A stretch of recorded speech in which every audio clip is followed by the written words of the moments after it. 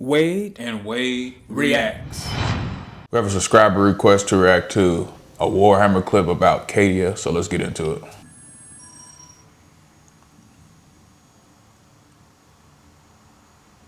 In the region of imperial space designated Segmentum Obscurus, there lies an anomaly that has come to be known as the Eye of Terror. It is an enormous rift, a permanent storm in the fabric of reality that for 11,000 years has provided a gateway to the nightmarish realm of the warp. Inside is a dimension of madness and despair, where skies weep blood, ancient stars burn in multicolored flares, and the whims of the dark gods hold sway. Since the time of the Horus Heresy, the forces of chaos that reside within have attempted to break out from the Eye of Terror and strike at the millions of worlds that lay beyond. So they're trapped in it. Only one thing has stood in their path: a fortress world that guarded the only navigable route to the Eye of Terror, a place where time and time again the servants of the dark gods would break against the greatest defenders of man. It was a planet known as Cadia, and it was here above all that the bloody work of the Imperium was done. I would hate to live in a planet right under the Eye of Terror. The age of the Imperium, Cadia was marked by great oceans, temperate plains, windswept moors, and towering mountains. Cadia was colder than most civilized worlds, yet not enough to impede the planet's settlement. It was famous across the galaxy for its sparkling glaciers and thick pine forests. It was the planet's network of strange black monoliths that remained Cadia's most enduring mystery, however, known across the galaxy as the Cadian Pylons. When precisely Cadia was first colonized has been lost to antiquity, but in the decades before the Horus Heresy, it had become inhabited by a primitive race of violet-eyed humans who worshipped the Chaos Gods. The Word-Bearers Legion and their Primarch, Lorgar Aurelian, was the first to re-establish contact with Cadia. But whatever transpired in these initial meetings might never be known. Yeah, because he's towering over the Space Marines. Lorgar ordered the cyclonic bombardment of the planet, wiping out the native Cadians and whatever secrets they possessed. With the end of the Horus Heresy, the Word-Bearers and their other traitor legions fled to the Eye of Terror to heal their wounds and nurture their hatred. Black crusades mounted across the galaxy from the Eye of Terror convinced the Imperium that Cadia was of vital strategic importance, and settlers were sent to the world to claim it in the name of the Emperor. I would still hate to live there. Cadia was eventually forged into a world worthy of the Imperium, but it was learned at great cost that the planet would forever be threatened, and its entire society would have to reflect that. Its earliest cities were constructed in the traditional style emulating Holy Terra, but the broad avenues and ordered urban grids favored any attacking force, and sweeping changes were enacted. Cadia could not afford any distinction between its fortresses and cities. Streets were constructed in such a way as to disorient any potential invader, arrayed in zigzag patterns that would force an enemy to fight for every block. Bastions and local garrisons were stationed in every corner and spire. I wonder how often enemies exit the Eye of Terror to come and fight. Fortification known in the local dialect as a casser. From the air, these resembled intricate puzzles, which could be held for months, if not years, even if the surrounding city had been taken. Its people were no different than its buildings, reorganized into a society wholly devoted to the defense of their world. Every Cadian was taught the skills necessary to become a soldier from the moment they could walk. Tactical doctrine was prioritized above basic literacy, and every citizen was required to serve at least a 4-year term in the planet's military before either becoming a career soldier or instead joining Cadia's military-industrial complex.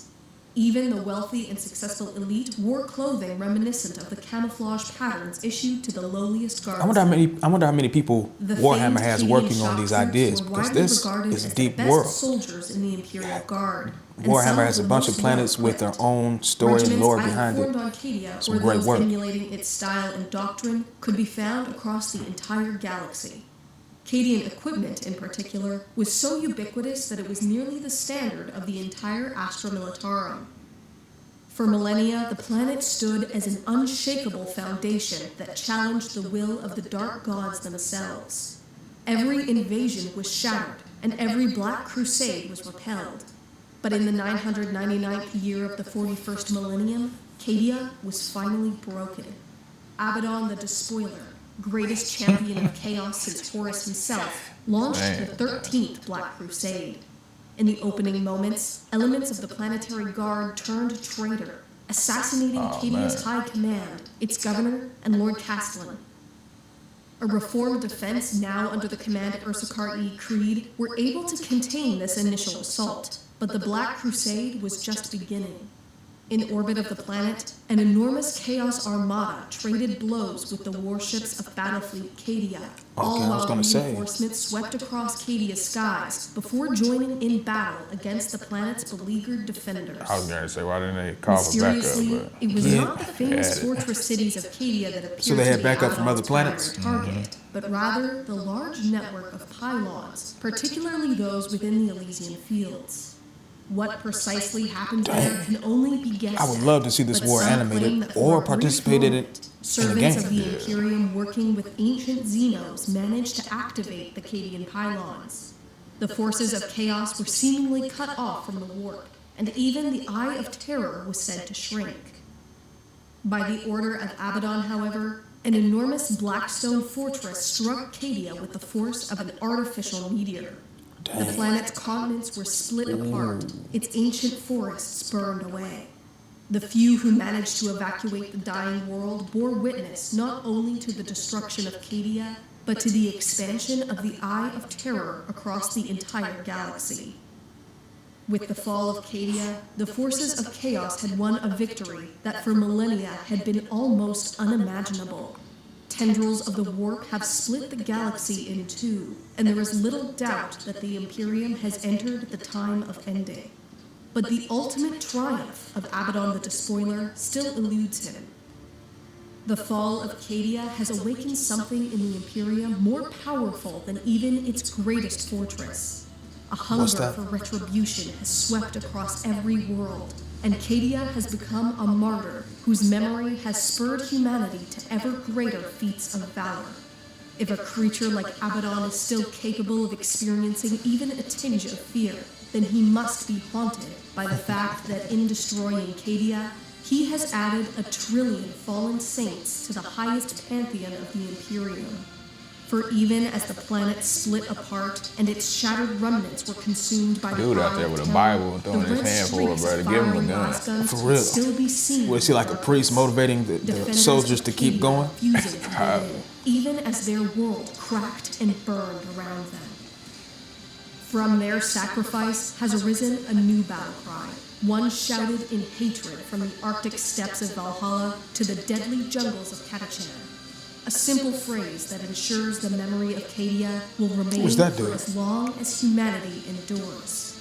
The planet broke. I don't know. It could be that, like the Ultimate Guardsman. I forgot that dude's name. Some nice armor he got on right there. Yeah. All gold. That is, dude, which probably is. I don't remember having wings, though. Could just be artistic purposes. He has a robot horse, too, so. Okay, then. Yeah, that's pretty cool. Your brother, only one on the battlefield to have a gold suit of armor and a robot horse. Seems like he would be an easy target. Yeah, couldn't miss him. He's the best guardsman in the whole Imperium. He's on the what do they call him? The High Lords of Terror Council. So he's high up there. Okay, then. I would like to see him in the game too. Warhammer has so many stories that I would like to see animated or turned into game form, but they can't turn every story into a short or a video game, DLC, but I would still like to see as much as they can do it, because this is as deep as franchises like League of Legends. Yeah, they just released, the Games Workshop just released a short, I guess not a short, but I don't know, are there shorts on their little website, but it could be a full-length episode or multiple episodes about Cadia. So I think they're trying to take back the pieces of Cadia that's left, because it's big chunks floating in space, so that'd be cool. So what are they going to do? Are they going to put the planet back together? Nah, on the trailer I saw, it's like 48 seconds. They had a giant piece of rock floating with looked like a city on top of it. Oh dang! They want to salvage any piece they can. Yeah, that because I was wondering. I'm pretty sure all the Cadians don't live there, but for any Warhammer fans, where do the Cadians go after their planet got destroyed? Because we see them a lot, especially in Space Marine too. True, that's a fact. And that does it for our reaction to Cadia Warhammer 40K. Don't forget to leave your thoughts in the comment section. Also like, share, subscribe, and hit the notification bell so that you'll never miss a video from Wade and Wade Reacts. And we're out of here. Peace.